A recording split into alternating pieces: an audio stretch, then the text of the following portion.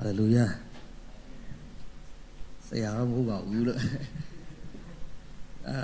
Kulu ching up and go. Is in be there. Has a king. Is your chimwan and I want to chimwan it out. Yatino, I can pay the end of the go and Buddha sound. Somebody alo. I went to Alo Pomale. Chitu Temare. Lutum Pyamason, the Tenoma, Kulashi Tower, you need some one, some one dollar go. Salang Piro, Sazon Piro, Tang a Geneva, no, Alama, John Yankin, Tang a Geneva, Vitazulu, Nilare, Tang a Geneva, some ones on letter on the town, around ship or no, around ship, Mandalima, Happy Family, music town, Chaza town and music town to a town, Emma led to do town to take care. Tang a Geneva there, you can go to Biotulu, no, yeah. King Jaro later the sun out alumina, the Pichare, King Jara, who Japan, Matua, Yan Chai, Tima, General, who Pelican can push on Janet, Yala Pite, Kuku, Yang Missaman, huh? I don't shoot at no Tiba, you don't imagine no Tijaba, Tangajini. I don't think a genie, Yara, not to do nothing a genie, so not Kinet, what are they? When I music did Mang, no, a collect some Pirus, and I can pay $10 or anything at Geneva. I don't believe you on it. Can I Polaris or Jonathan Mitazuri? We quite quiet, Nid Lana, she quite quiet, Mitazuri, Pian to Kansaya, Nutribu Kansare, Yampio Valley. General is how like a Jamar or not general, I don't think the time ready. Global Zomas, Puebana, you put it, you know, who through the President, Gita Dibu, Yadikuni Buchano, Pejare, Hojara Kajaro, you know, Lakan Pitapona, and it's not the Malaysia, the Puet, Lavu Pitarabona, and say, Marginal Pusaro Trabi, Tuavu, Matavu Maticha, Toy and Kavala, Matoy and Kavala, so can not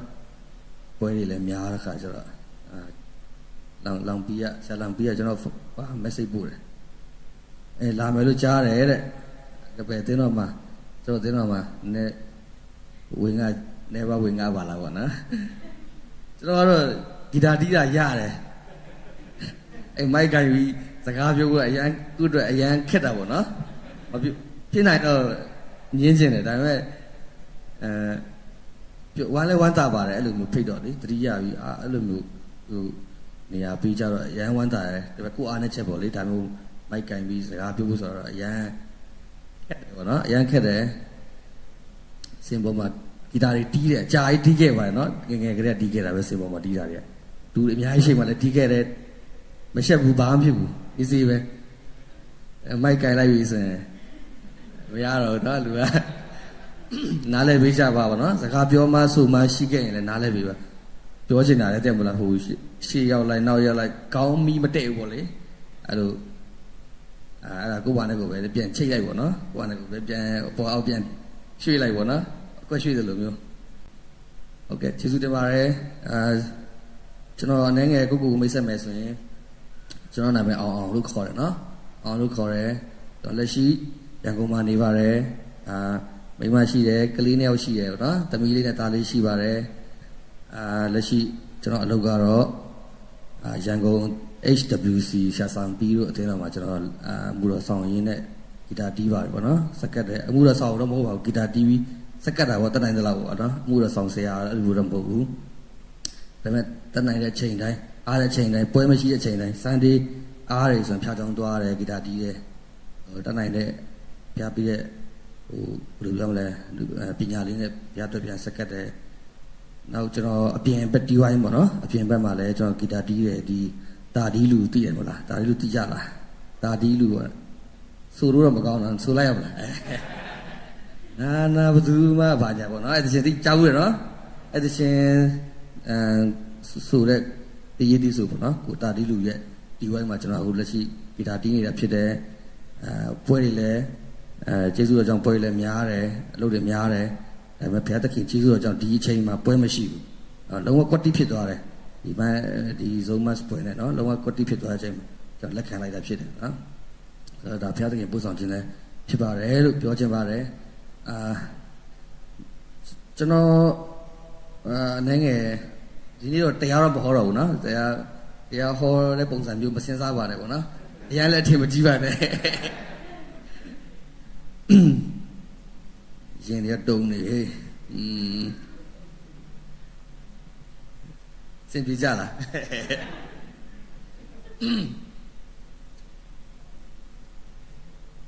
ကျမ်းစာအနေငယ်ဖတ်မယ်နော်ဖတ်လို့ရလားဖတ်မယ်နော်ကျမ်းစာလေး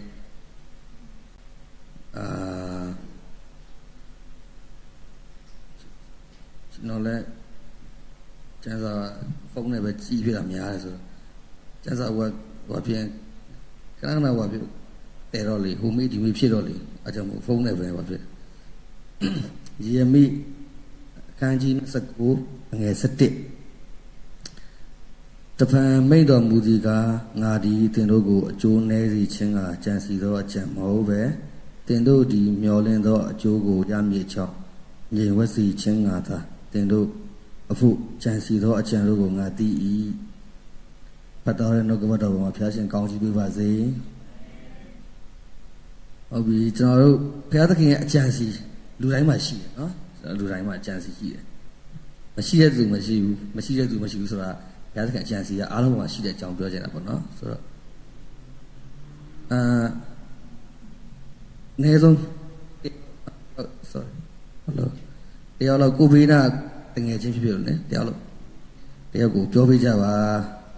စိတ်ဓာတ်မချနဲ့ဘုရားသခင်အကြံစီသင်ပေါ်မှာရှိတယ်လို့ပြောကြအောင်ဒါနဲ့ဘုရားသခင်အကြံစီသင်ပေါ်မှာရှိတယ်နော်အဲ့ဒါကျွန်တော်အမြဲတမ်းကျွန်တော်လက်ဆွဲတဲ့ဟောပေါ့နော်စာကြောင်းလေးလို့ပဲပြောမှာလားစာပိုက်လေးပေါ့နော်ဆိုတော့လူဆိုတော့စိတ်ဓာတ်ကြတဲ့အချိန်ရှိတယ်နော်အားလုံးစိတ်ဓာတ်ကြဘူးမှာပဲနော်စိတ်ဓာတ်မကြဘူးလို့ရှိတာစိတ်ဓာတ်မကြဘူးလို့သူရှိတော့နည်းနည်းတော့စဉ်းစားရမှာပေါ့နော်ဆိုတော့လူဆိုတော့နိုင်ငံတွေများကြမှာပဲနော်ဆိုတော့စိတ်ဓာတ်ကြတဲ့ချိန်မှာတို့ဒီတိုင်းနေလို့မရအောင်နော်စိတ်ဓာတ်ကြပြန်ပြီးကိုယ့်ကိုယ်ပြန်နိုးထားမယ်ပြန်ချင်းလို့လည်းရောလိုက်မယ်နော်အဲ့လေကိဖုံတုတ်ကြည့်ဒီမှာစင်ပြေလားကိုယ့်ကိုယ်ပြန်လဲအားတင်းဖို့လို့တယ်နော်ပြန်နိုးထားမယ်ဒီတိုင်းလဲတဲ့နေမှာမနေရအောင်ခုဒီမှာလုံငယ်တွေအများကြီးရှိတယ်ကျွန်တော်ထက်ငယ်တဲ့သူတွေပုံများပဲထင်နော်ကျွန်တော်ခု30တိရှိပြီဆိုတော့ကျွန်တော်တက်ငယ်တဲ့သူပုံများလိုက်မယ်ဆိုတော့လူငယ်ဘဝကိုကောင်းကောင်းဖြစ်တန်းခဲ့ဘူးတယ်ဘဝမျိုးစုံနဲ့ဖြစ်တန်းခဲ့ဘူးတယ်ကျွန်တော်ဘဝအကြောင်းလေးအနေငယ်တက်တည်ခံမယ်နော်ကျွန်တော်1991မှာမွေးရနော်1991ကျွန်တော်1990မှာကျွန်တော်ညီကိုကျွန်တော်မှညီလေးတယောက်ရှိတယ်အခုသူမလေးရှားမှာပဲရှိတယ်ဒီမှာတော့မဟုတ်ဘူး KM မှာတော့မဟုတ်ဘူးဒီကနေ3-4နာရီလောက်ဝေးတယ်လို့ပြောတယ်သူတို့နေတဲ့မြို့ကလေအဲ့မှာကားနဲ့သွားရတယ်ဆိုတော့ကျွန်တော်ညီလေးရှိကျွန်တော်ညီကိုနဲ့အစတော့အကြံစီတော့ဘုရားသခင်အကြံစီခုနကျွန်တော်ကြံပိုက်ဖတ်တယ်လို့လေဘုရားသခင်ကိုယ့်ဘုံမှာကြံစီရဟိုကိုနားမလဲနိုင်ဘူးလေနော်ကိုနားမလဲနိုင်ဘူးဘာဖြစ်လို့ကျွန်တော်မေးခွန်းရှိတယ်မနော်အများကြီးရှိမှာပဲပတ်စံနေပါနော် why me ဟလာ why always me လာဘာနဲ့အများကြီးဘာလို့ငါဘာလို့ငါဒုက္ခအများကြီးခံနေရလဲဘာလို့လူတွေတခုခုတိုင်ပွဲဆိုရင်ကြံခဲ့တယ်စသဖြင့်ပေါ့လေကိုအားငယ်တယ်အားနေတဲ့အချိန်တွေအနားရဲ့အဲ့လိုခန်းစားခြင်းတွေရှိရတယ်နော်ဘာလို့ဘုရားသခင်ငါ့ကိုကြောက်မှကောင်းချီးမပေးရလဲဘာလို့ငါတငယ်ချင်းကျတော့စာမိုးပဲအောင်တာလဲဘာလို့ငါတငယ်ချင်းကျတော့ UN ရပြီးမှနိုင်ငံခြားထွက်တာလဲစသဖြင့်ပေါ့ကွာဒီမှာဆိုကျွန်တော်တို့ဘဝအချင်းတွေအများအရင်မလေးရှားဘဝအချင်းတွေကျွန်တော်အရင်တော့အဲ့လောက်နားမလဲဒီတစ်ခေါက်မှပူနားလဲသွားတာဘာလို့ဆိုကျွန်တော်ကလည်းဒီမှာရဲတွေကနဲ့အဲ့လိုနှစ်ခါလောက်စစ်ဘူးတော့လေစကန်ပဲ passport ပါတယ်တော်သေးဘာမှမဖြစ်ဘူးအဲ့လိုမေးကြည့်ချင်တဲ့မလေးရှားဘဝအကြောင်းဒီတစ်ခေါက်မှကျွန်တော်ပူပြီးနားလဲသွားတာပေါ့လေပူပြီးနားလဲသွားတော့အရန်ခက်ခဲမယ်ဆိုတော့ကျွန်တော်သိတယ်အဲ့ဒါကျွန်တော်တငယ်ချင်းတွေအများကြီးရှိရမလေးရှားမှာကျွန်တော်ခင်တဲ့သူတွေမခေါ်ရဲဘူးလာခဲ့ပါလို့မခေါ်ရဲအဲ့ဆိုတော့ဖန်စီလည်းများတယ်ကွာနော်အားလုံးသိတဲ့အတိုင်းပဲတစ်ခေါက်လာတော့ရတာလည်းမလွယ်ဘူးလေအလုပ်တွေဖျက်ရမယ်အများကြီးဆိုအဲ့လိုလည်းမခေါ်ခြင်းဘူးအများကြီးချိန်နေတယ်ကိုကတကောအေးဆေးနေတော့ သူတို့စာတွေပို့တယ်ကိုအောင်ကြီးတကယ်ကြီးမလာနိုင်ဘူးနော်ရာနားလဲပြီးတယ်ကျွန်တော်မလေးရှားဘောကမလေးရှားလူငယ်တွေအလုပ်လုပ်ဒီကျွန်တော်တို့မြန်မာပြည်သားတွေပေါ့ကောင်းကောင်းနားလဲဆိုဖိအားမပေးချင်လို့ရတယ်အေးစီအဲ့လိုမျိုးနဲ့ဆိုတော့ကျွန်တော်ဒီမှာဆိုပို့ပြီးမှဟိုခံစားရမယ်လို့ပိုမြင်အောင်မိတယ်ပေါ့လေနော်ဆိုတော့ခက်ခဲပြီးရှိပါပဲကျွန်တော်ဆိုရင်အဲ့ခုနကျွန်တော်ညီကိုနဲ့1990မှာကျွန်တော်အားလုံးစုံပြီးတော့စသိတယ်ကျွန်တော်ဒီကတော်ပြီးလို့လည်းသိလိမ့်မယ်ကျွန်တော်ဆိုရင်ကလေးမြို့မှာအကပယ်ဖျားเจ้าမှာကျွန်တော်ရောက်လာတယ်နော်အကပယ်မိဘမဲ့ကီဟာမှာရောက်လာတယ်အဲ့တော့နားမလဲနိုင်ဘလို့မှနားမလဲငယ်ငယ်လေးကျွန်တော်သူငယ်တန်းပဲရှုံးမှာကျွန်တော်ညီကိုနဲ့နော်မိဘမဲ့ကီဟာကိုရောက်လာတယ်မိဘမဲ့เจ้าအခုထိအဲ့เจ้าရှိသေးတယ်ကလေးလည်းအများကြီးပဲအဲ့เจ้าကနေလည်းလူပညာတတ်များစွာပေါ့နော်အရေးချင်းရှိတဲ့မျိုးပဲလူသားတွေကျွန်တော်တို့ကလေးတွေအများကြီးဝေးထုတ်ပေးတယ်အမှန်တန်ကောင်းတဲ့အကြောင်းဖြစ်တဲ့ကျေးဇူးအရန်တင်တယ်အစားတော့နားမလဲနိုင်ဘူးအဲအကြောင်းရောက်သွားတာကိုကျွန်တော်ဘယ်လို့မှနားမလဲနိုင်ငယ်ငယ်တုန်းကတော့နော်ဒါတို့ကျွန်တော်ကငါတို့ကဒီလိုဖြစ်သွားရလဲဘဝအချင်းနဲ့တယောက်နဲ့တောက်မတူဘူးလေနော်ဘဝမတူဘူးဟုတ်တယ်မဟုတ်လားတယောက်ပုံစံနဲ့ဒီမိသားစုကိုမိသားစုပုံစံနဲ့ချားမိသားစုပုံစံနဲ့မတူဘူးကျွန်တော်တို့အားလုံးမိသားစုပုံစံနဲ့မတူကြဘူးနော်အစင်ပြေတဲ့မိသားစုရှိတယ်မပြေတဲ့မိသားစုတွေလည်းရှိကြတယ်ကိုတကယ်ချင်းတွေကကားတွေပါရှိတယ်အိတ်တွေပါပိုင်ကြတယ်စသဖြင့်ပေါ့လေကိုတကယ်ချင်းတွေအောင်မြင်ကြတယ်ကိုရဲမအောင်မြင်ဘူးအစင်မပြေဘူးခက်ခဲနေတယ်အဲ့ချိန်မှာငယ်တုန်းကပေါ့နော်နားမလဲနိုင်ဘူးဘလို့မှနားမလဲနိုင်ဘူးဖြည်းဖြည်းနဲ့ကြီးလာတယ်ကျွန်တော်မိဘမဲ့ကြီးဟာမှာပဲနေနဲ့ကျွန်တော်ကြီးလာတယ်ပြီးတော့အထူးဆုံးပြောရမယ်ဆိုရင်ကျွန်တော်2008ပေါ့နော်ခုနဒီအတင်းတော်ဆရာရှမ်မောင်တို့နဲ့ Happy Family ရောက်သွားတယ်အဲအကြောင်းကနေပဲကျွန်တော်တို့ဘာတွေလုပ်ချင်ကြလဲပေါ့နော်ဘာဝါသနာပါလဲဘာလုပ်ချင်လဲဘယ်သွားဒီကျောင်းတက်ချင်လားစသဖြင့်ပေါ့လေဟိုရွရောက်လာတော့မေးကြတယ်အချိန်မှာကျွန်တော်က music ကျောင်းတက်ချင်တယ်ပေါ့နော်အဲကျောင်း music ကျောင်းရန်တက်ချင်တယ်ဆိုပြီးကျွန်တော်ပြောတော့ကျွန်တော် Happy Family ရောက်သွားတယ် Happy Family music ကျောင်းရောက်သွားရင်းနဲ့အဲ့မှာဘဝစတော့တာပဲပေါ့နော်ဘဝစတော့တာပဲကိုယ်အိမ်လည်းမဟုတ်တော့ဘူးပြီးရမယ့်ဂေဟာကျောင်းလည်းမဟုတ်တော့ဘူးကိုယ်ဆရာတွေလည်းမရှိတော့ဘူးအဲ့ချိန်မှာဘဝအပြင်ဘက်ဘဝကို2016အဲ့ဆိုအသက်16နှစ်လောက်မှာကျွန်တော်ရောက်သွားတယ်ရောက်သွားတော့အဲ့ဒီစားပြီးဘဝကိုကောင်းတိသွားတာအရင်ကတော့ဟုတ်တယ်မလားတပင်းစားမဲ့ဆိုရင်စင်တင်ပဲအားလုံးကအဲ့ကြောတော့စားဖို့တောက်ဖို့ကပတ်စံပေးရပြီနော်ပတ်စံသွင်းရပြီပတ်စံမသွင်းရင်ကိုယ်နာမည်ရမှာစိုင်းပုတ်မှာပေါ့ကုတ်မှာပတ်စံသွင်းရင်ကြံသူများမှာစရင်တွေထွက်လာ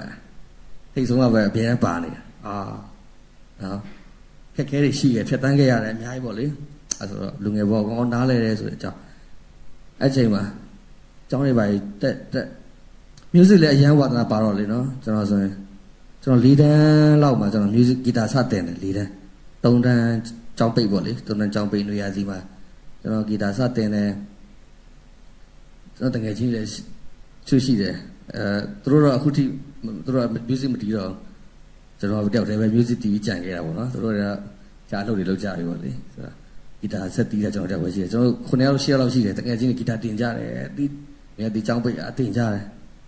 ကျွန်တော်မတီးသက်ဆုံးပဲကျွန်တော်တကယ်ချင်းတွေရန်တော်ကြတာစီကီးရပြီဒီကီးရပြီအီကီးတွေကိုင်နေ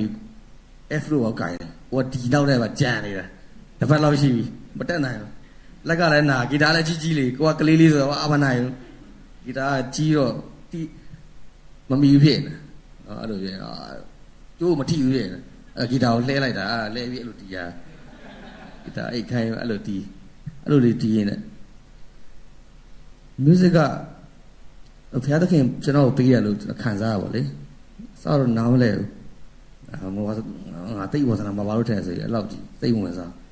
တီးရင်တင်းနဲ့အဲ့လိုတဖြည်းဖြည်းအဆင်ပြေလာပါလေဆိုတော့ဖျားချောင်းမှာအားပြီးမှနည်းနည်းတက်တော့ဖျားချောင်းမှာ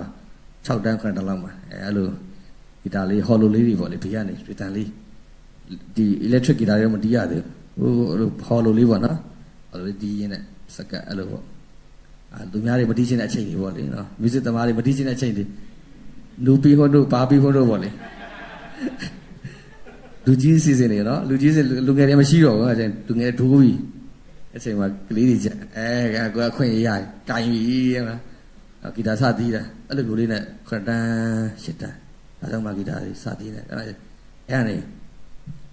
ဒါကြောင့်မှစက်ကင်နဲ့ဖျားရှင်လည်းကောင်းချီးပေးရပေါ့နော်music တွေဝါသနာပါလာတယ်အဲ့လိုနဲ့ကျွန်တော်ခုနကပြောဆို music ကြောင်းနဲ့တက်ရင်နဲ့ music ကြောင်းလည်းပြီးသွားပြီကဲအဲ့မှာပူဆိုးလာပြီနော်လူငယ်လေးတယောက်ကလူငယ်လေးပဲအိမ်မက်တွေရှိတယ်ဟုတ်တယ်နော်အားလုံးအိမ်မက်ရှိတယ်မို့လားဒီရွယ်ချက်တွေအိမ်မက်တွေရှိလားရှိတယ်မို့လားရှိပါပဲနော်မပြောချင်တဲ့သူပဲရှိမှာရှိတယ်စဉ်းစားထားရရှိမှာအားလုံးမှာလူငယ်တိုင်းကအိမ်မက်ရှိတယ်ဖြစ်ချင်တာဆရာဝန်တော်ကအင်ဂျင်နီယာဟုတ်လေနိုင်ငံခြားမှာလှုပ်တော်လုံးမယ်ပေါ့နိုင်ငံခြားမှာကြောင်တော့တက်မယ်စသဖြင့်ပေါ့လေဒီမျိုးရှိကြမှာပဲကျွန်တော်မှလည်းအိမ်မက်ရှိတယ်ဗာလဲဆိုမြန်မာတိုင်းနိုင်ငံလုံးမှာဂီတာတီးအတော်ဆုံးဖြစ်ရမယ်ဆိုပြီးမှအိမ်မရှိတယ်ငယ်တွေကနေတော်ဆုံးဒါတော့ကလေးအတွေးပေါ့လေနော်အဲ့တော့ကလေးအတွေးဆိုတော့အတော်ဆုံးဖြစ်ချင်တယ်ဒါလို့ပေါ့ယူတယ်အချင်းတွေပိုင်းနားထောင်တာတကုံနားထောင်တာလုံးတွေလိုက်ရှာပါတော့အဲ့တော့ခုလို Facebook တွေ YouTube တွေမရှိဘူးလေနော်ငယ်ငယ်တော့တိတ်ခွေလေတိတ်ခွေကိုပဲနားထောင်ဘာတီးရတယ်ဂီတာကိုစားတယ်လိုက်ရှာအဲ့လိုနဲ့တင်အဲ့လိုကိုယ့်အနေနဲ့တင်လေ့လာခဲ့ရပါအဲ့ချိန်မှာ music ကြောင်းလည်းပြီးသွားရင်ကျွန်တော်ကငါအမေစီပြန်မယ်မိသားစုစီပြန်မယ်နော်ရေလည်းရောက်လာပြီဒီတိုင်းလေးလည်းမဖြစ်ဘူးဆိုပြီးကျွန်တော်မိသားစုစီပြန်သွားတယ်ဒါပေမဲ့သိတဲ့အတိုင်းပဲမိသားစုကလည်းကျွန်တော်မိသားအရန်ဆင်ပြေတာမဟုတ်ဘူးကျွန်တော်ညီရတော့သိတဲ့အတိုင်းပဲကျွန်တော်ညီရတော့မလေးလျှောက်သွားတယ်ကျွန်တော်တော့ငါမလေးလျှောက်သွားအလုပ်လုပ်ရတော့မှအလုပ်လုပ် music ကတော့တီးရမှာမဟုတ်တော့ဘူးစဉ်းစားဟာမဟုတ်သေးဘူးသွားပြီအိမ်မက်တွေတော့နော်အဲ့ချိန်မှာအလုံးမလုံးလည်းမရအောင်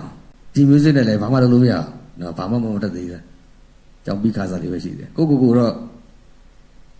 ကင်ဝမ်မချင်းလို့ဆိုကင်ဝမ်အဲ့လေကင်ဝမ်မပါအန်ကောမန်ဆမ်လို့အန်ကောမန်ဒိတ်လို့ဘယ်သူမှကိုမကြိုက်ဘူးနော်ဘယ်သူမှလည်းကိုလက်မခံနိုင်သေးဘူးခုကက်ကလေးတွေကျွန်တော်ဆိုအဲ့ဒါကြည့်မလို့ဩငါလည်းလို့ဖြစ်ခဲ့ဘူးတဲ့မြင်အောင်တော့ဗောလေအော်ဖြစ်ပါစေဗောနော်သဘောပေါက်သွားတယ်ကိုလည်းဖြစ်ခဲ့ဘူးလေကိုတော်နဲ့ရန်တော်လာပြီထင်တယ်ဘယ်သူမှလည်းကိုမကြိုက်ကောမလာရှာမစလို့ဟာအဲ့လိုသဘောပေါက်တယ်ကလေးမြင်နေအေးငါလည်းဖြစ်တတ်ဘူးလေဆိုထားလိုက်ပါဆိုအဲ့ချိန်မှာ music နဲ့လည်းဘာမှလှုပ်ရှားလို့မရအောင်အရန်တိုင်ပတ်တာသူများလို့ဘွဲရအကြောင်းပညာတတ်လည်းမဟုတ်ဘူးအကြောင်းစင်းတွေဘွဲရဘာမှလည်းမရှိဘူးဘာမှလည်းဘွဲရလည်းမဟုတ်ငါဘာလုပ်အောင်လဲရရောက်နေဆိုတော့သူတော့အလုပ်လေးတော့လုံးမရမယ်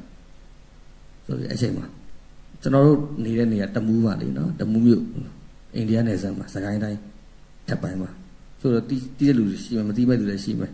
စကိုင်းတိုင်းထပ်ပိုင်းမြန်မာပြည်မြို့မှာနော်ထပ်ပိုင်းလည်းရှိတယ်အိန္ဒိယနယ်စပ်နဲ့ကပ်ရပဲ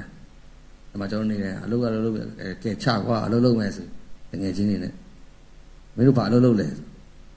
အဲ့ဒီလုံနိုင်မယ်ထင်တာပါလေသူကောင်ပယံဟုတ်သေးဘူးသူကစေးတုပ်ကုံတင်ကုံချအဲ့ဒါဘာလို့ကောင်းလဲသူကဈေးရောင်းပဲဈေးလေဟိုနန်းပါလုံးဈေးဆိုဒီအကြီးရှိတယ်အိန္ဒိယနယ်စပ်မှာနောက်ဆုံးလုပ်ကြည့်မယ်ကွာအလုပ်ဆိုတာဘယ်အလုပ်မဆိုဂုံရှိတယ်အဲ့ဒါမလုပ်လို့မရလူငယ်ဖြစ်နေပြီဆိုရင်အဲ့ချိန်မှာအလုပ်လုပ်ရင်းနဲ့ကဲစားရအလုပ်တွေကုံတင်ကုံချလုပ်လိုက်တယ်အဲ့ချိန်မှာအဲ့ဒီအိန္ဒိယဈေးမှာလေအိန္ဒိယနဲ့မြန်မာပြည်ဈေးရှိတယ်အမနဲ့ဈေးလုပ်တွေပါလေလုပ်ကုံတင်ကုံချရလုပ်ဒီကျွန်တော်ကွန်းသီးတွေပါလေခုမြန်မာပြည်ပို့တဲ့ကွန်းသီးတွေတော်တော်များများကွန်းရတဲ့ကွန်းသီးတွေတော်တော်များများအိန္ဒိယနဲ့လာများတယ်ကွန်းသီးအိတ်တွေဆိုအရန်လေးရလေအမအဆိုင်ရှာတယ်အဲ့ချိန်မှာစဉ်းစားငါဘွားတော့သွားပြီငါအိမ်မက်ငါအိမ်မက်တွေကသွားပြီဖြစ်ဘယ်တော့မှဖြစ်မှာမဟုတ်ဘူးဆိုပြီးဆွလွတ်လိုက်တာဗျာဆွလွတ်လိုက်ကဲအလုပ်ပဲလုပ်ရမှာဆိုအဲ့ထားတာဒါပေမဲ့ဘုရားသခင်ကအဲ့ဒီအိမ်မက်တွေနော်ကျွန်တော်တို့ရဲ့နားမလည်နိုင်ဘူးဘုရားသခင်ကသိချင်ရောက်ပူပေးမှဖြစ်တယ်ဒါလက်တော့မချောအောင်ဆူတောင်းရမယ်ဟုတ်ပြီဆက်သွားမယ်အဲ့ချိန်မှာလုပ်တွေလုပ်မလုပ်ကအကြိုင်မခံနိုင်ဘူးလေနော်ပင်ပန်းတယ်လေမဟုတ်သေးဘူးငါဒီကလည်းမလုပ်ချင်ဘူးနောက်တစ်ခုပဲဘယ်ရလုပ်ကြည့်မယ်လေဘယ်လိုလုပ်တာကြည့်နေမခက်ဘူးလေအဲ့ချာမရလည်းမို့လက်တွေနာထုံးနေပေါက်သက်လား ကော်ပြားတွေကြိုင်တဲတွေကိုကျုံလည်းမဟုတ်သေးဘူးတပတ်လောက်နာဖျားတော့တယ်လူကလေပြန်လောက်တယ်ဖျားအလုပ်ပြန်ပြောင်းတကယ်ကြီးဆေးတုပ်တယ်ဟောဆေးတုပ်နည်းနည်းတက်တာလေအိမ်ထဲမှာပဲဘာမှမဖြစ်ဘူးတဲ့တိုင်းပဲတုပ်ကြည့်မယ်ကွာကဲဆေးတုပ်ချဝင်ပြန်ရောဆေးတုပ်လိုက်တုပ်တယ်ကျဆေးတုပ်တဲ့အဆင့်ကအမျိုးမျိုးရှိတယ်အခုမှစတင်တဲ့ကောင်ကဆေးမတုပ်ရဘူးဆေးတုပ်တဲ့စုတ်တတ်မကန်အောင်ကောဘတ်စားရတာကောဘတ်တိလားကောဘတ်ကန်ရတိုက်အမတိုက်ချမ်းယူပုံနဲ့ကြာကောင်းနေတဲ့ဖြူကတော့မျက်စိထဲတော့ဝင်အကုန်တော့နိုင်ဘာယူချရတာကောဘတ်စားစီဦးမတော့ရဘူးအဲ့ချိန်ကုန်နေနေတရက်လာတာပဲလို့တော့နေခါလေးကအလုပ်ပြောင်းနေတိုင်းပြောင်းလို့မရဘူးဟာလို့နေတိုင်းဘာမှတတ်မှာမဟုတ်ဘူးစီပဲဆက်တော့တာတုံးရင်တုံးတယ်တဖြည်းဖြည်းစင်ပြေလာဆိုစီသုတ်တနေပဲကြင်ရတာဒီဆေးတွေပဲဆေးတုတ်တအားကျွမ်းတယ်မယုံခိုင်းလို့ရတယ်ဒါတကယ်ကျွမ်းတာ6လလောက်ဆေးတုတ်ဖြစ်သွားတာဆေးပဲဆိုနည်းဆရာကြီးဆင်းရောက်သွားကောပတ်တီးကြင်လိုက်ပါရောက်လာဒီတကားပေါက်တွေနော်တကားပေါက်နေဆိုတော့ဒီဆေးမတုတ်ကြတော့ပတ်တီးနဲ့အရင်ကြင်တာလေဟုတ်သူတီးပါလေချိုးတယ်ရင်လို့နည်းနည်းကျွမ်းလိုက်ပါလေဆိုတော့ဆေးတုတ်ရင်ရန်တော့ပညာသားပါတယ်ဒီဆေးတုတ်ဆေးဆက်တွေအဆက်ကြောက်လို့မရအောင်အောက်ကိုကျန်အောက်မှာပြန်ပြေးရတယ်အောက်မှာကျွန်းတွေပါရှိရတယ်နော်ဒီပေါ်တွေပါလှိပ်ပြီးဆိုအရန်ခက်တာဟိုလှိပ်တန်လေးနဲ့လေလှိပ်တန်နဲ့လောက်ရတာစီးစကြောက်လို့မရကြာရင်အောက်ကကျမ်းပြပြီးရောအလုပ်တွေရှုပ်တယ်အဲ့လိုမျိုးအဆင့်တွေပါရောက်လာတယ်ဒါပေမဲ့ကိုတိတာငါအလုပ်ကငါဒါတော့မဟုတ်ဘူးလို့တိတယ်ကျွန်တော်စိတ်ထဲမှာလေဒါတော့ငါအလုပ်တော့မဟုတ်ဘူး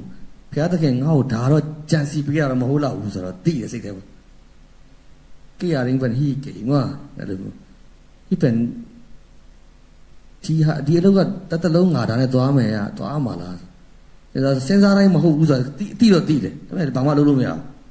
ဒါမှမလုပ်လဲလုပ်ကမရှိဘူးအဲ့ချိန်မှာချားလို့တော့ထပ်ပြောင်းသေးတယ်နော်အဲယာကွန်ပြင်တာတို့ပါပဲအဲယာကွန်နေမီလိုင်းနေနဲ့လိုက်ရတယ်တက်တာတယ်ဆိုတော့တက်တာတွေကလိုက်ရှာတော်တော်ဆုံးကအလုပ်ကမီလိုင်းတွေပဲလိုက်ဒီပလက်တွေပဲအဲ့လိုနည်းနည်းပါလောက်တက်သွားဒါပေမဲ့အလုပ်တွေဘယ်လိုပဲပြောင်းတဲ့မလားသူစိတ်ထဲမှာမဟုတ်ဘူးဆိုတာသိတယ်ဒါတကယ်ငါ့ကိုထားတဲ့နေရာဒါတော့မဟုတ်ဘူးဆိုတော့တဖြည်းဖြည်းသိတယ်ဒါစိတ်ထဲမှာကြောက်ဖခင်သခင်နဲ့ကျွန်တော်ဆူတောင်းတယ်လေဆူတော့တိတ်အရင်တော့ဆူတောင်းတိတ်အဲ့လောက်ကြီးဝါသနာတော့မပါဘူးဆူတောင်းတာတော့ကိုကြွားတာတော့ဝါသနာတော့မပါဘူးဆူတောင်းတာဒါပေမဲ့တကယ်ခက်ခဲလိုက်လေမရတော့ဘူးကဲမဲ့သူမရှိဘူးနော်ကိုမတောင်းရင်ဘူးမှလည်းကိုတောင်းမဟုတ်ဘူးလေကဲတောင်းကွာဆူတောင်းတယ်ဒါတကယ်ရွေရလည်းရောက်လာ18 19တွေဖြစ်လာ20တွေပဲဖြစ်လာဒီတိုင်းလို့လည်းမရအောင်နော်တကယ်ချင်းတွေကကြောင်းပြီးတဲ့သူတွေကောလိပ်ကြောင်းပြီးတဲ့သူတွေရောရှိတယ်အလုပ်တွေဆရာဝန်တွေ line တွေဖြစ်တဲ့သူတွေရှိဟာအားကြတာကွာသူတို့တွေဟိုကလမ်းကြည့်အခုကိုလည်းအားငယ်နော်လူငယ်ဆိုတာသိမလားသူလည်းရှိမှာပဲအားငယ်စိတ်အရင်မြန်တယ်ကွာအားလည်းငယ်လုံနေဥပိုက်မလုံနေဥပိုက်လုံ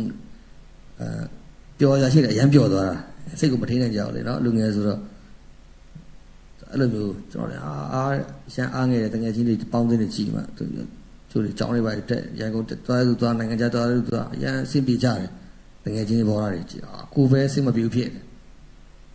ဆူတောင်းတယ်တကယ်ဆူတောင်းတာတော့အဲ့မယုံမရှိနဲ့တကယ်တောင်းတယ်လဲတော့မလဲဘူးဆူတောင်းတယ်ဖေကချက်ချင်းမှမရဟုတ်တယ်မဟုတ်လားသူက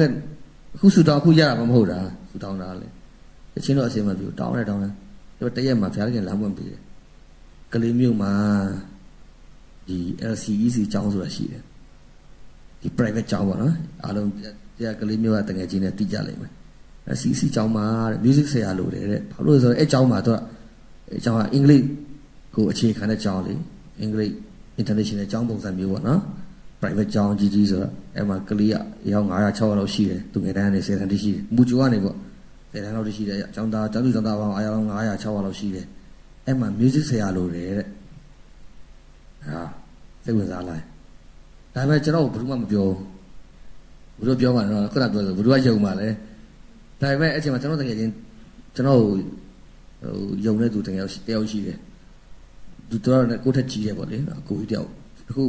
ဒါကြောင့်ပွဲတွေပါရှိပြီဆိုတော့ကိုတွေပဲတီးကြတယ်နော်တီးကြပွဲရတယ်တစ်နေ့မှတစ်ခါလောက်ပဲရှိတာအဲ့တီးဝထိုင်ဆောင်နေလည်းမဟုတ်ပြန်ပွဲတီးအရင်ပြောတာပိုက်ဆံမရနေဘူးချတီးရအောင်ပြောတာတီးအဲ့ကျွန်တော်အဲ့မှာကျွန်တော်တို့ကိုကြီးပေါ့လေကိုကြီးတယောက်ကျွန်တော်ကိုရမ်းချစ်တော့သူအဲ့မှာဖြစ်စေချင်တာအဲ့တရင်ကြတော့အဲ့ကျောင်းကဆရာမကြီးကိုဆက်သွယ်ပြီးကျွန်တော်တို့တပူးမှာတယောက်ရှိတယ်ဂီတာတီးအရန်ကောင်းတယ် music အရန်တော်တာ music ကျောင်းပြီးသားဒါပေမဲ့သူ့မှာအလုံးမရှိဘူးအိမ်မှာတော့တင်တန်းလေးပါလေးဖွင့်မဲ့တင်တယ်ပါညာဆက်သွယ်ပြီးတော့ဆရာမကြီးကျွန်တော်တွေးချင်တယ်ဆိုတော့သူကလိုက်ခေါ်တော့တွေးကြတယ်အဲ့လိုအလုံးရှိတယ်ညစင်ပြေမလားဆိုတော့ပြေတာဘောလို့လုပ်မဲ့လေအဲ့ဒါနေရသခင်ကြီးဆိုအလုပ်လေးရသွားတာကိုဝါသနာပါတဲ့အလုပ်လေးတစ်ခုပေါ့လေ music တီးချင်တာရောက်တယ်မလားဟိုအချမ်းတဲ့လုပ်တွေတော့မလုပ်ချင်ဘူးလေနော်မတတ်နိုင်မလွဲတာတော့လုပ်ရတာတကယ်မလုပ်ချင်ဘူးအဲ့ချိန်မှာဟာဘုရားသခင်လမ်းမပေးရတယ်အဲ့ဒါစာပြီးအကြောင်းမှာကျောင်းသားကျောင်းသူပေါင်းအယောက်900လောက်ကိုကျွန်တော် music သင်ပေးတာတရက်ပြီးတဲ့ဒီနေ့သူငယ်တန်းတခန်းဒုတိ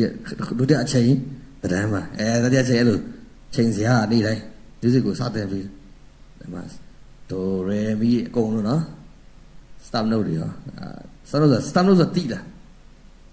ဘာလို့ချင်းလို့ဆိုလုံတွေ့ပေါ့လေလုံတွေ့ note တွေ0ပါညာအဲ့ဒါလေးအဲ့လိုပုံစံလေးသင်ပေးချင်းတွေသင်ပေးကလေးတွေနဲ့3နှစ်လောက်အဲ့မှာ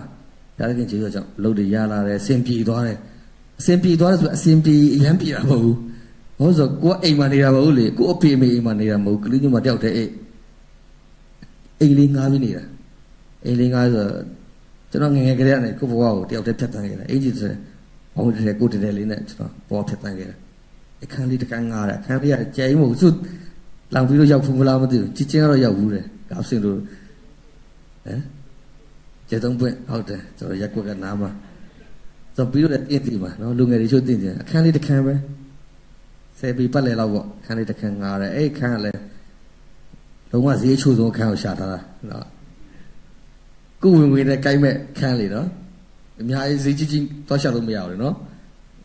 လုံးဝရင်မီးစုံသွားလို့ရင်မီးစုံလေးတီးကုန်လို့မရအောင်အဲ့ချိန်မှာနော်အဲ့ဆိုတော့ကိုနဲ့အစီကိုရဝင်ငွေလေးနဲ့အစီပြေမဲ့အခန်းလေးတစ်ခန်းအဲ့တော့ကျွန်တော်ဝင်ငွေကအเจ้าမှာတင်တယ်တလောက်9000ရတယ်မြန်မာငွေ9000မလေးရှားငွေဆိုဘယ်လောက်လဲ50ရဟာလူစားတယ်ဒါပေမဲ့အဲ့တော့အဲ့အခုဈေးနဲ့ဆိုတော့3သိန်းခွဲ2သိန်းလောက်တော့ရှိမှာပေါ့နော်200လောက်တော့ရှိမှာပေါ့အဲ့မှာကျွန်တော်စဉ်းစားရငါအိမ်ငားရင်အိမ်ငားက1000ခွဲ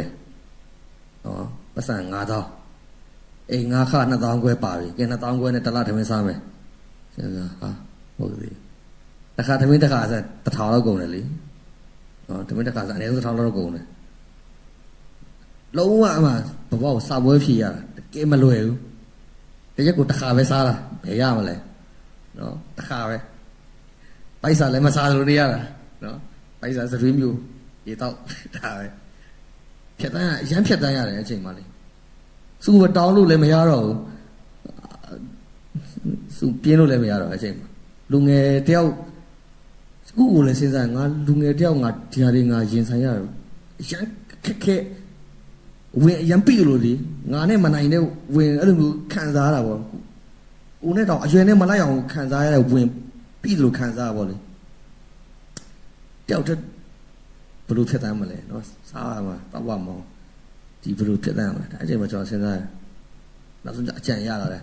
ဂီတာသင်တန်းပေးမယ်ချုပ်တကယ်တယောက်2ယောက်လောက်လာမေးကြတယ်ဂီတာသင်ချင်လို့သင်တန်းလေးပိုက်ဖွင့်ဦးလားဆိုဟာဒါမစိုးဘူးဆိုဂီတာသင်တန်းလေးစဖွင့်အဖွင့်နဲ့တဖြည်းဖြည်းအဆင်ပြေလာပါတော့နောက်ဝင်ကျတဖြည်းပြောရမယ်ဆိုကျွန်တော်2019မှာကျွန်တော် music ကျောင်းဖွင့်နိုင်တဲ့ခွင့်ပေါ့နော်ဖခင်သခင်ပြင်ဆင်ပေးတယ် music ကျောင်းအဲ့တော့ကလေးမျိုး music ကျောင်းဆိုတော့တစ်ခုပဲရှိရပါတော့အခုတော့3 4 5ခုတော့အများကြီးဖြစ်ရှိလာပြီပေါ့နော်အဲ့တော့ဆိုကျောင်းတွေမရှိသေးဘူး music တင်ချင်တဲ့သူလူငယ်တွေအများကြီးပဲတင်ကျောင်းကောင်းမရှိဘူးတဲ့လိုက်ဆိုတာမရှိဘူးအဲ့ဒါကျွန်တော်လာမေးကြတာဖခင်သခင်ပို့ဆောင်ပေးတာပေါ့နော်ပို့ဆောင်ပေးခြင်းပေါ့စ ကြောင်အောင်ဂီတာမတင်ဘူးလားဂီတာမတင်ပေးဘူးလားဒရမ်မတင်ပေးဘူးလားအဲ့လိုမျိုးကြီးကြတော့အာဒါအကြံစီရှိမယ်ထင်တယ်ဆိုရင် music ကြောင်ဖွင့်မယ်ဆိုရင်ဘာမှမရှိဘူး music ကြောင်ဖွင့်ဖို့ဆန်လည်းမရှိဘူးကြောင်တစ်ကြောင်ဖွင့်ဖို့လွယ်တာမှမဟုတ်တယ်နော် music ကြောင်တစ်ကြောင်ပစ္စည်းတွေလိုတယ် drum တွေပါဂီတာတွေ keyboard တွေလိုတယ်ဘယ်ကပတ်စံနဲ့ဝယ်မှာလဲဂီတာတစ်လုံးတော့မရှိဘူးကိုတစ်ခေါက်ပြောသလိုနော်ဂီတာတစ်လုံးတော့မရှိဘူးဝါအဲ့လိုဖြစ်တိုင်းဘာမှမရှိဘူးဂီတာဝယ်ဖို့ပြောထမင်းစားဖို့တော့တော်တော်ရုန်းကန်နေရတယ်ကျွန်တော်ဘဝအကြောင်းကျွန်တော်ထက်တော့သူတို့ကပိုသိလိမ့်မယ်ဆရာလောင်ပြီးတော့ဆရာဆောင်ပြီးတော့ပိုးတော်တည်အောင်မှာဖြစ်တိုင်းခဲ့တော့ဖြစ်တိုင်းခဲ့ရတယ်လွယ်တော့မလွယ်ဘူးဒါပေမဲ့ဘုရားသခင်ခုနပြောသလိုသူ့မှာအကြံစီရှိတယ်နော်အားလုံးပုံမှာအကြံစီရှိတယ်အဲ့တော့မမေ့ရဘူးဒါပေမဲ့အဲ့အကြံစီရှိတော့ငါတို့ကလည်းပြင်းနေလို့မရအောင်တော့ကိုယ်အကြံစီဟုတ်ပြီဆိုရင်အဲ့ဒါစားလိုက်လုံးလို့လည်းမရအောင်ဆူတောင်းရမယ်တင်းချမ်းအကုန်ဘုရားသခင်ကလေတက်တည်ဖြစ်သွားတယ်တက်လားကိုဘဝကိုတက်တည်ဖြစ်သွားတာပေါ့နော်တက်တည်အခုဘုရားရဲ့ comment ကျွန်တော်တို့သူများပေါ်မှာပြန်ဝင်ကားခွင့်ဖြစ်ရတဲ့အထိတက်တည်ဖြစ်သွားတဲ့အဆင့်ပေါ့နော်ဘုရားရှင်ကပြင်ဆင်ပေးတာဖြတ်တန်းခဲ့တဲ့ music ကြောင်2019မှာ music ကြောင်ဖွင့်နိုင်တယ်အခွင့်အရေးဖြစ်သွားတယ်ပေါ့နော်ဘုရားရှင်ကျွန်တော်လုပ်နိုင်တာတော့မဟုတ်ဘူးပတ်စံချီးပြီးတော့ဒါမရတော့ဘူးပတ်စံချီးမယ်မျိုးလေးကျန်နည်းနည်းပါဟုတ်ချီးပြီးစားတယ် keyboard တစ်လုံးဝယ်ဂီတာတစ်လုံးဝယ် drum တစ်လုံးလေးအဲ့လိုဒီတစ်လောက် keyboard ဝယ်မယ်နောက်တစ်လောက် drum ဝယ်မယ်အဲ့လိုပတ်စံစုပြီးမှရတဲ့ခင်ကျေးဇူးတော်ကြောင့်ကျောင်းသားတွေအများရောက်လာတယ်တင်တဲ့သူတွေအများကြီးပဲဆရာအောင်နဲ့တင်ရှင်တယ်ဘုဘမှာသွားတင်ဆိုမရအောင်ဆရာအောင်နဲ့ပဲတင်ရှင်တာကဲလာကွာအဲ့လိုလူတွေအများကြီးပို့ဆောင်ပေး music ကျောင်းကိုစားတယ်2019 2018 2019 3နှစ်ပေါ့နော်ကိုဗစ်တွေဖြစ်လာလို့ဒါကျွန်တော်ဒီကျောင်းကိုပိတ်လိုက်ရတာခုဆိုတော့2019မှာ music ကျောင်းဖွင့်နိုင်တဲ့အခွင့်ပေးစင်ပေး2018မှာဖြစ်လာဆိုစတူဒီယိုတေးတန်တွင်းအချင်းခွေတွေလုပ်တဲ့စတူဒီယိုပေါ့နော်အချင်းတွေ recording လုပ်လို့ရတယ်ကျွန်တော်2018မှာဘုရားသခင်ကျေးဇူးကြောင့် recording လုပ်နိုင်တဲ့ခွင့်ပေးတယ်ပြင်ဆင်ပေးတဲ့ဘုရားသခင်အချင်းခွေတွေတီးရတယ်လုပ်တွေရလာတယ်ပေါ့နော်အဲ့မှာအချင်းတွေလာအပ်ကြတယ်တချင်းတပုတ်ဘလောက်ယူလဲဘလောက်နဲ့တီးပြီးလဲအမအစားပြီးတချင်းတွေလုပ်တွေရတယ်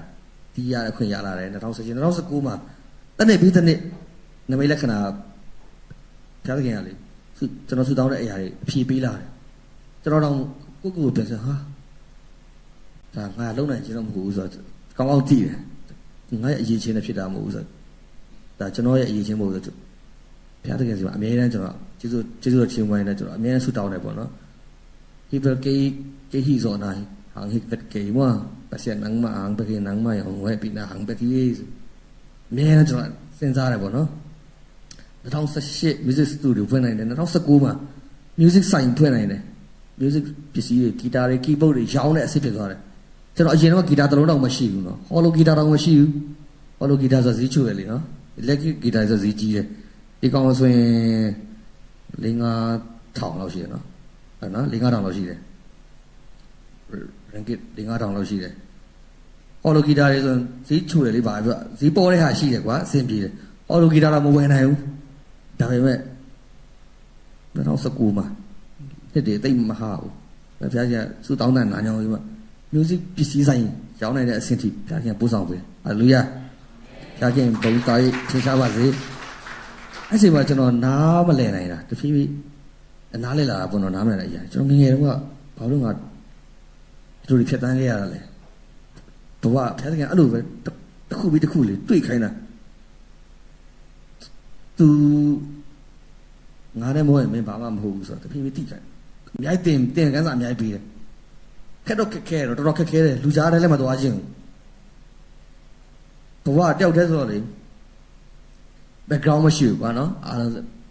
ကျွန်တော်ပြောရမယ် background လည်းမရှိဘူးဆွေမျိုးတောင်းတာမရှိဘူးချမ်းသာလို့မရှိဘူးကိုယ်စီကနေပြန်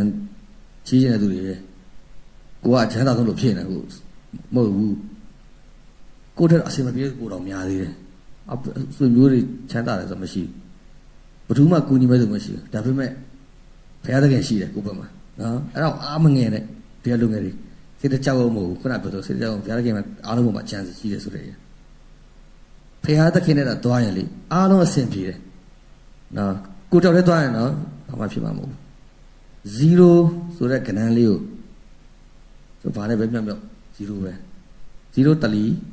0 0 10လီ0နဲ့ဘုရားသခင်နဲ့ပေါင်းလိုက်ရင်အမခံဖြစ်သွားမယ်နော်ဘုရားသခင်နဲ့ဒါမပေါင်းရင်ဘသူနဲ့ပဲပေါင်း100နဲ့ပဲဖြစ်1000နဲ့ဖြစ်သိန်းနဲ့0က0ပဲ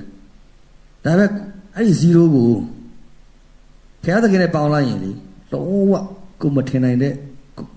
မမျော်လင့်နိုင်တဲ့အရာတွေဘုရားသခင်ပြင်ဆင်ပြီးမှကိုဒီအိမ်မက်မက်ရဲတဲ့အရာတော့ဘုရားသခင်ပူဆောင်ပြီးမှနော်အဲ့ဒါကျွန်တော်ဘဝလက်တွေ့ခံစားရခဲ့တဲ့အရာတွေပေါ့လေနောက်တစ်ခုကအဲ့လိုအဆင်ပြေလာတယ်တတိယအဆင်ပြေလာအရန်โอเคနေပြီဘဝလေဝင်ငွေလည်းအရန်ကောင်းနေပြီပစ္စည်းရောင်းထွက်တယ်အလုပ်က3ခုလေနော်ပစ္စည်းဆိုင်စတူဒီယိုကြောင်တယောက်တည်းကြိုင်နော်တယောက်တည်းကြိုင်တယ်ဘယ်သူမှမရှိဘူးတယောက်တည်းချတာကုန်ကျုံးတာစင်လည်းပြည်တယ်လှုပ်လဲလှုပ်ချင်တယ်လှုပ်လဲလှုပ်တယ်ပျော်လဲပျော်တယ်လေကိုယ်လှုပ်လေဒါmusic ကြောင်ကကျောင်းသားအယောက်340ရှိတယ်ကျောင်းသားတယောက်ကိုတသိန်းပဲယူရင်တစ်လမှာ330ဝင်တယ်အရင်တော့တစ်လမှာ9,000ပဲဝင်တယ်ဒါပေမဲ့ဖျားတဲ့ကပို့ဆောင်ချက် music ကြောင်တစ်ခုတည်းနဲ့အလောက်ဝင်တယ်စတူဒီယိုကဲဟုတ်ပြီဒေသန်သူလာတယ်တချင်းလာအကြတယ်တချင်းတစ်ပုဒ်မှာကျွန်တော်ဘယ်လောက်ရလဲအဲ့တော့အရင်တော့ကလေးမျိုးမှာဆို2သိန်းလောက်ရတယ်အခုတော့အများကြီးဖြစ်သွားတယ်နော်အဲ့တော့ကျွန်တော်စတီးကစားဆိုတော့အဲ့လောက်ကြီးမယူရဘူးရုပ်လည်းအများကြီး short ပြီးလုပ်တီးရတယ်ဈေးတည်လို့မရဘူးလေနယ်ဈေးဆိုတာရှိတယ် music မှာလေနော်ဈေးကရန်ကုန်ဈေးလို့ယူလို့မရဘူးဈေးနှမျိုးရှိတယ်နယ်ဈေးတဲ့မြို့ဈေးဟာခံရတယ်လေနယ်မှာနေတော့ဟာခံရသူများလို့သူတို့ဘယ်လောက်ယူလဲဆိုတော့အဲ့လောက်လေမင်းတို့ကနယ်မှာနေရတယ်ခံရနယ်ဈေးဆိုတာရှိတယ်ရန်ကုန်ဘက်ကလူတွေ9သိန်းလောက်ရှိတယ်ငါတို့ကလေးညဝင်တသိန်းလောက်လည်းယူရခြင်းရှိတယ်တသိန်းကိုအားလုံးဝေရတာဒါပေမဲ့တချင်းအပုတ်ကြီးအရမ်းများရတယ်လာအပ်တဲ့အလုပ်ကိုလည်းကျွန်တော်အကောင်းဆုံးလုပ်တယ်မနေ့မိုးလင်းထီတွေပါကျွန်တော်ဂီတာတီးတာတီးရအကောင်းဆုံးဖြစ်အောင်တီးတယ်လာအပ်တဲ့အလုပ်တိုင်းကိုအကောင်းဆုံးဖြစ်အောင်စူးစမ်းရတီးတဲ့ခါကျအဲ့ဒီရလက်တွေကလူတွေတယောက်ပြီးတော့ပြောကြတယ်အောင် music အပ်တယ်ဆိုအရန်ကောင်းတယ်တချင်းတွေအရန်ကောင်းတယ်တချင်းလို့ရင်အောင်အပ်ပါစိမ့်မလေးတယောက်နဲ့တယောက်ပြောကြတယ်ကျွန်တော်တော့ကြုံ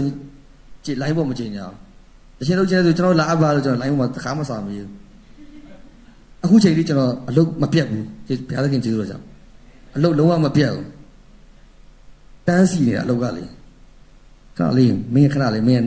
တော့မှလာခဏလေးမင်းရှိမှရောက်40လောက်ရှိတယ်အလိုရအခုအိမ်ပြန်လဲတီးစရာတွေရှိတယ်ပွဲလည်းရှိတယ်အလုပ်တွေလည်းရှိတယ်တန်းစီနေတာပဲတချင်းကလေမတီးချင်ဘူးဆိုတော့အောင်ဒီဖြစ်သွားတာဘုရားသခင်ပို့ဆောင်ပေးတယ်အရှင်တော့က music တီးချင်တာနော်အလုပ်ကဟိုလုပ်ဒီလုပ်ရတာဖြစ်တန်းခဲ့ရတယ်နော်မလွယ်အခုတော့မတီးချင်ဘူးဆိုတော့အောင်ဖြစ်တယ်ဒါကြလေညောင်လိုက်တာဆိုမျိုးသမီးကပြောတယ်ဟိုဖြစ်တန်းခဲ့တာနင်သိရမို့လားအေးဟုတ်တယ်မကြီးသွားရဲ့ဒီဖုန်ငမ်လုံးကဖုန်ငမ်လုံးအလုပ်တွေကဆင်ပြေလာနော်တဖြည်းဖြည်းဖျားချင်ပြီးတဲ့ကောင်းကြီးကိုငါတို့ညီသွားလို့မရဘူးလုံးမယ်စူးစမ်းမယ်ညှိနှိုင်းလို့ရညှိနှိုင်းမယ်customer တွေနဲ့လေအချင်းဆိုအခုဆိုနေထိုင် recording လုပ်အများတန်းရှိတယ်ကျွန်တော်တချင်းတီးတာဆိုအပုတ်ကြီးဒီအရွယ်ပဲရှိသေးတယ်ပုတ်ကြီး1000ကျော်ပြီနော်2000 3000လောက်ရှိမှာအကုန်တီးခဲ့ရတာဘုရားခင်ကျေးဇူးကြောင့်ကျွန်တော်တီးတဲ့တချင်းတွေပေါက်တဲ့ဟာတွေလည်းအများကြီးရှိတယ်ဒီဘုရားအသုံးပြုတဲ့တချင်းတွေလည်းအများကြီးရှိတယ် worship တချင်းတွေ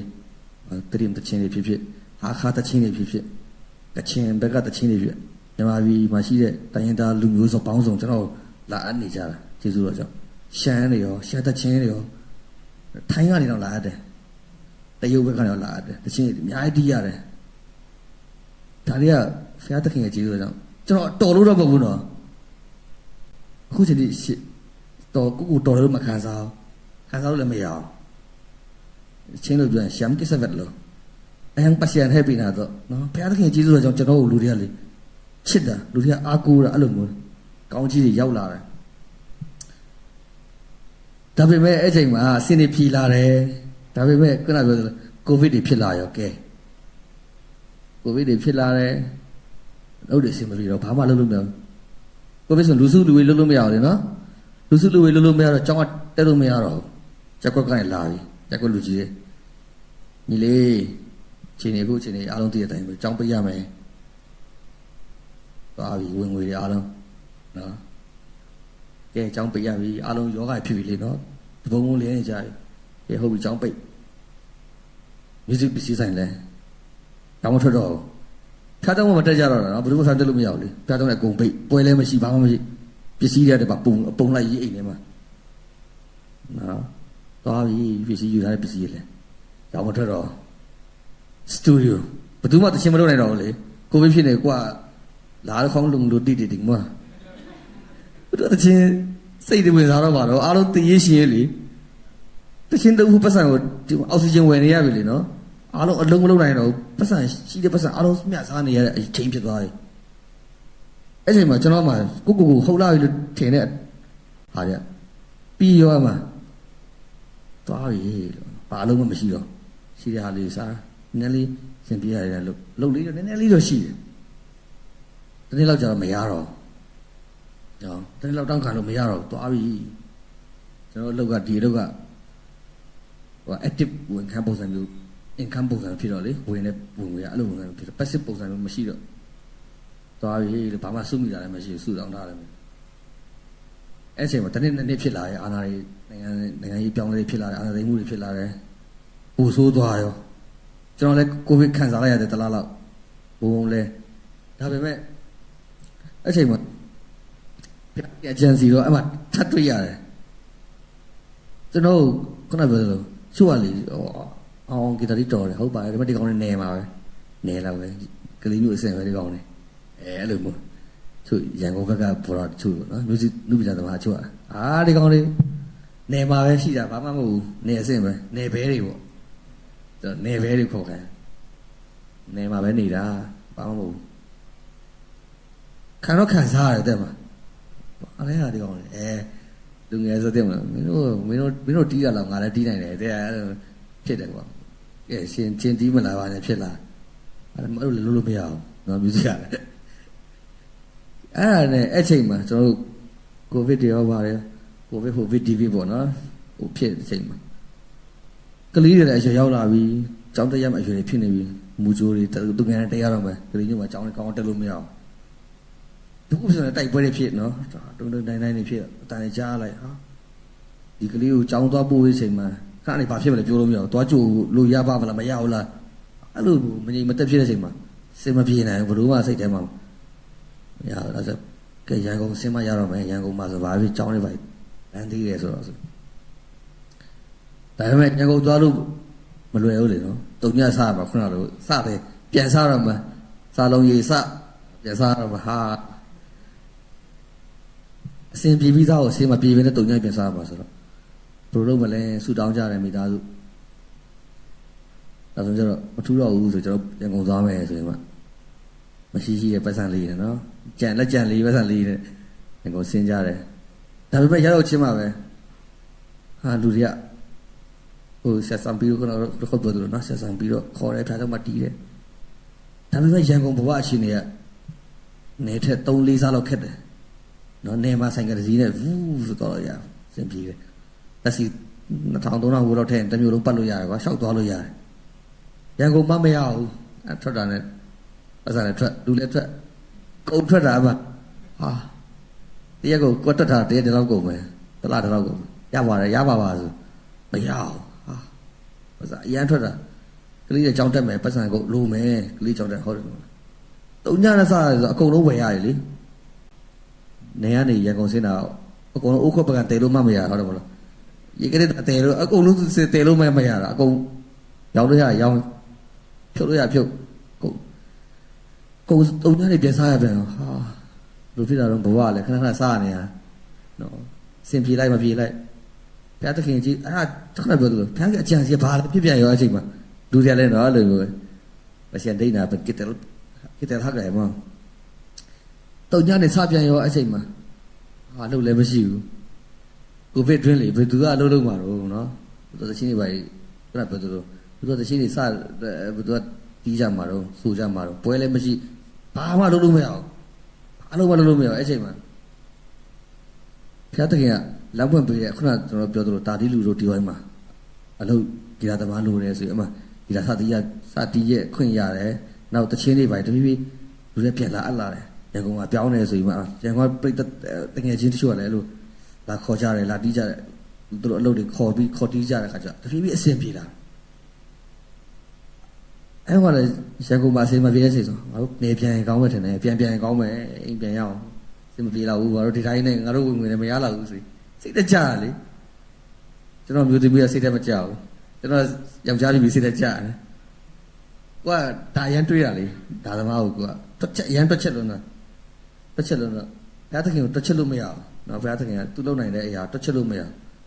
ရန်ကြောက်စရာကောင်းတော့ဘုရားသခင်ကကောင်းဦးရန်ဘယ်လိုပြောမလဲကြီးပြတ်လုံးတယ်ပေါ့နော်ကျွန်တော်တို့ပုံမှာကိုကလူအတွေ့နဲ့တွေးရလေဆူတောင်းဖို့ထက်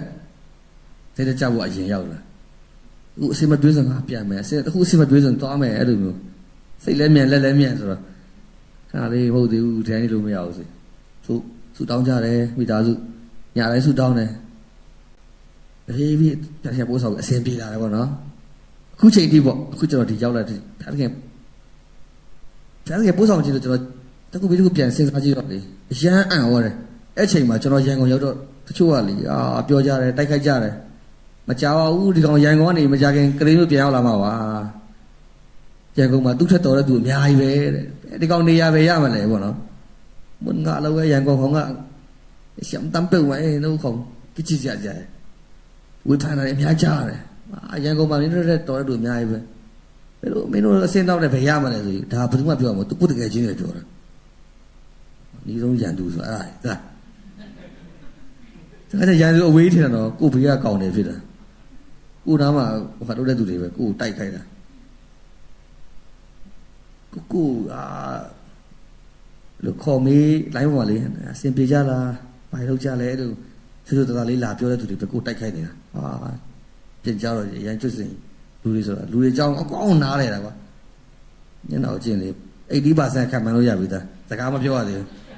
အဲ့ဒါကြည့်ရတယ်ခံမှန်းလို့ရတယ်ဘာလို့ကျွန်တော်ဖြတ်တန်းခဲ့တာလူပေါင်းမနေဘူးလေလူတွေမျက်နှာကြည့်ဖြတ်တန်းခဲ့တာဘဝကိုလေငါ့ကိုကြိုက်ပါမလားငါ့ကိုဆဲပါမလားငါ့ကိုစူပါမလားဆိုတဲ့အတွေ့အမျိုးနဲ့အချိမျိုးနဲ့ဘဝဖြတ်တန်းခဲ့တာဆိုတော့ကောက်တည်လူเจ้าလေအဲ့ခုနကလူပြောကြတယ်ဝေဖန်ကြတိုက်ခိုက်ကြရတော့အစတော့အားငယ်တာပေါ့လေဟာဒါပေမဲ့